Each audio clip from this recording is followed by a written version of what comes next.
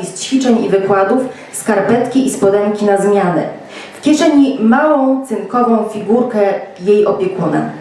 Wreszcie ją znalazłem za książkami pradziadka, na półce za Sinclairem, Wallsem, pod książkami Mary Kahn. Leżał sobie święty, zawinięty w pergamin. Sam będąc zgubą, jak mógł wysłuchać modlitw kierowanych do niego?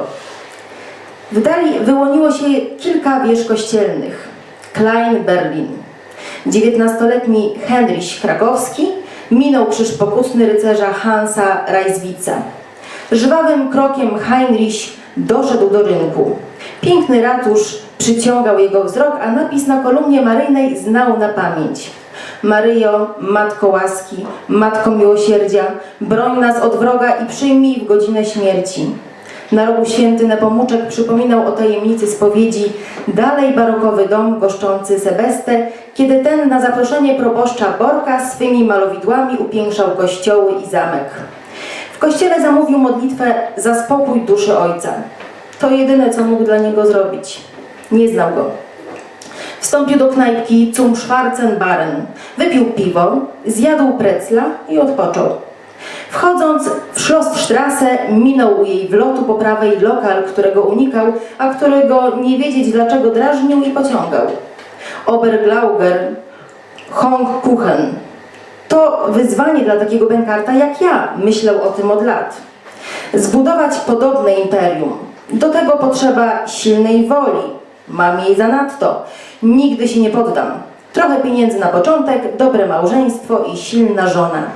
Mój zakład nie będzie piekł wyłącznie pierników. To będzie coś nowego.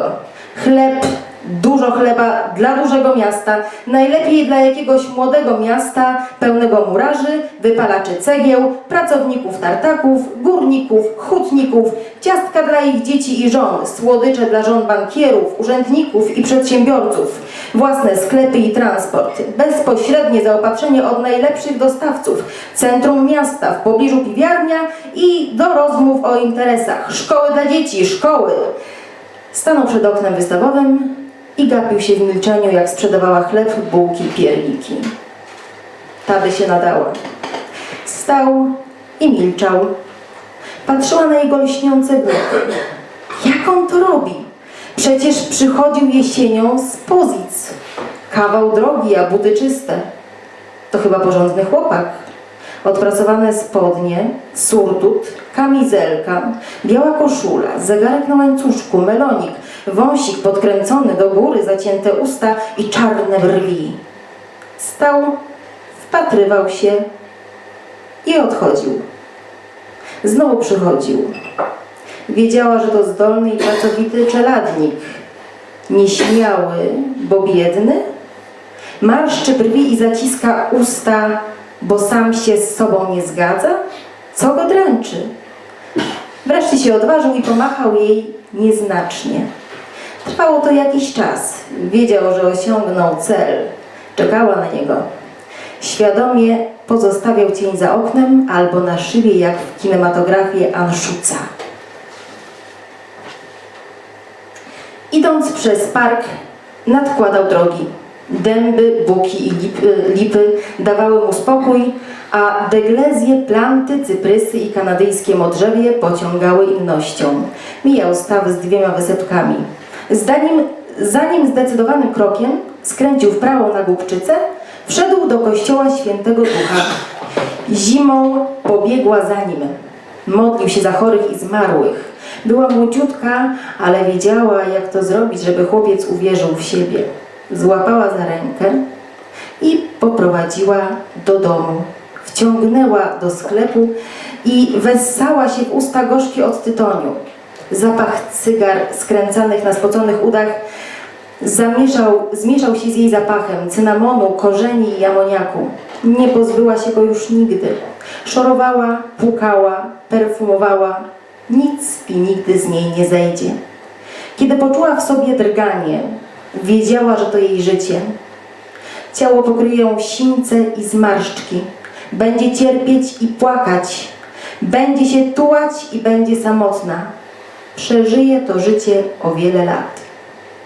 Modlitwy do świętego Antoniego nie pomagały. Modliły się gorliwie. Tu jednak nikt i nic nie zgubił. Raczej co nieco zostawił i nie chciał odebrać. Agnes przestrzegała. Z małymi chłopami wielkie są tylko kłopoty. Ale i tu nie było pewności, bo Marta w kółko powtarzała, że niscy robią małe dzieci. Przed wykopkami się okaże, na szczęście lub na nieszczęście dla Pauli, Heinrich postanowił się z nią ożenić na 2 tygodnie przed rozwiązaniem. Józef Trell nie był bogaczem. Z żoną Agnes, 5 córkami i 3 synami żyli dostatnio. Dobrze ubrani, bogobojni i pracowici. Dom na Schlossstrasse chronił ich i łączył. Piekarnia nie tylko żywiła, ale i zaspokajała wiele zachcianek właścicieli, jak to piekarnia z tradycją i marką. Stać ich było na wyjazdy do Breslau i Berlina, stać było na fortepian i lekcje śpiewu dla córek.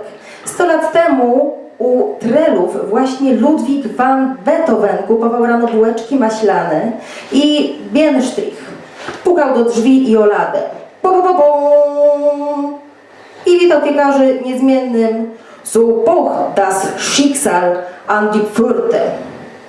Gawędził, zjadał ciasto, pił czekającą już czekoladę i wracał do kończenia 4. symfonii tej wiotkiej gaczynki między germańskimi olbrzymami symfoniami 5. i 6.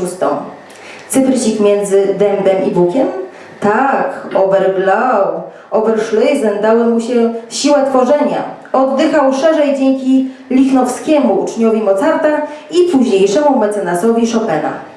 Na skraju Górnego Śląska rosło miasto dla odważnych i pracowitych. Przy ulicy nad Potoczkiem, w pobliżu młyna Matrikę, wybudował solidną kamienicę. A że był rozsądny, to umieścił w suterenie kilka zakładów. Mądrze to zaplanował.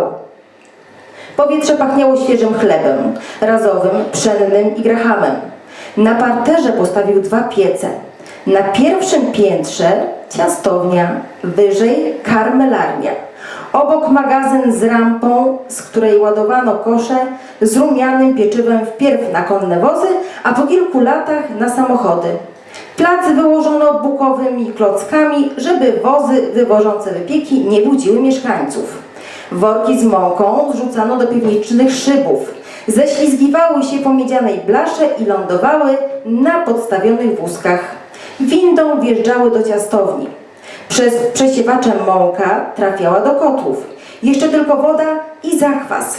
Wymieszać mechanicznym ramieniem i niech rośnie. Wyrośnie ciasto rurami na stoły i formować chleb, bułki, batony, chałki. Poukładać słomionki na deski, deski na garboki i niech rośnie chleb.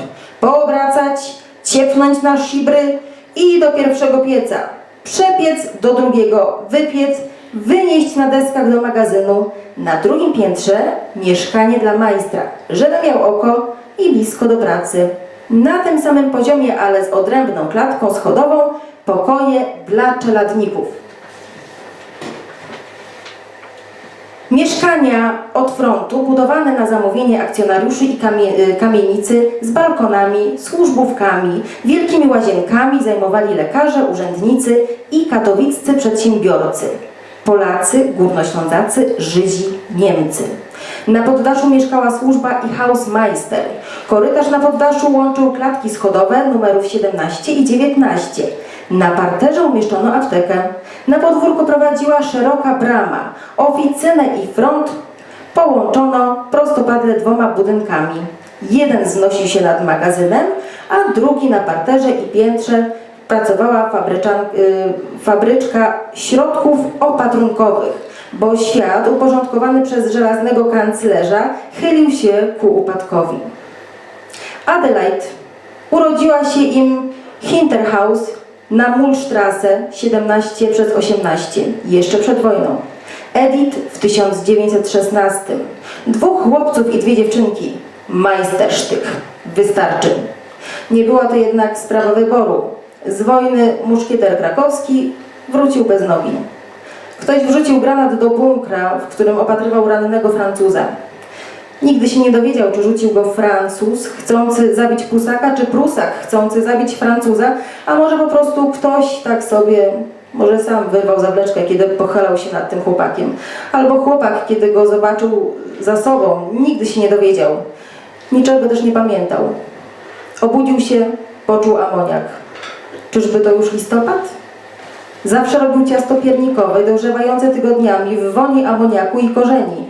Tu śmierdziało gnijącym mięsem, padliną, gangrena, mocz, krew, gówno, kanenfütter. O kurwa, jak boli. Nie ma niemieckiego słowa oddającego ten ból. Kurwa, wo ist mein Bein? O kurwa, gdzie jest moja noga? Chciał jej dotknąć. Ręka w opatrunku na to nie pozwoliła. Czuł, że jej nie stracił. Bolała bardziej niż noga amputowana nad kolanem. Nie mam lewej nogi. Mam lewą rękę, prawą chyba też. Poruszył palcami prawej stopy. Są. Oczy zaszły łzami. Żyje. Koniec popisów z wrzucaniem worka mąki jedną ręką na plecy. Koniec wskakiwania do wóz gruby. Koniec tańców. Koniec tupania dla zamknięcia dyskusji. Miał zwyczaj klasnąć w ręce i tupnąć, żeby powiedzieć to koniec, albo moje na wierzchu, albo nie ma o czym rozmawiać. Lubił sobie też kopnąć kamień dla kurażu. Zdarzało się, że i jakiegoś piekarczyka. Dla porządku zbiegał ze schodów, skacząc po kilka schodków, zwłaszcza kiedy podejrzewał, że ktoś coś wynosi z piekarni. Najczęściej się mylił, nadmiar czujności nie zaszkodzi. Nadgorliwość mniejszym grzechem niż zaniedbanie. Heinrich był kiepskim przedsiębiorcą, może dlatego, że był przyzwoity i raczej nie głupi. Czytał Wallsa, Sinclaira. Dachem kalender stały uporządkowane rok po roku. Dzięki Museumsgänge Hansa Losroma miał jakieś pojęcie o sztuce. Niestety był też uparty. Często na przekór kupował kopię zapomnianego Kalidem. Nie były tanie. Zawsze wyżej srał niż żertkę miał. Katarina, jego matka, nie mogła mu zastąpić ojca. Po niej odziedziczył skupienie, zamknięcie i dzikość. Przypominał dalekich przodków. Mongołowie zostawili im geny w XIII wieku, imię przegranego Henrykusa i miłość do wiatru, do koni, psów i kobiet. Każdego potrafiło okiełznać. Każdego. Za wyjątkiem siebie.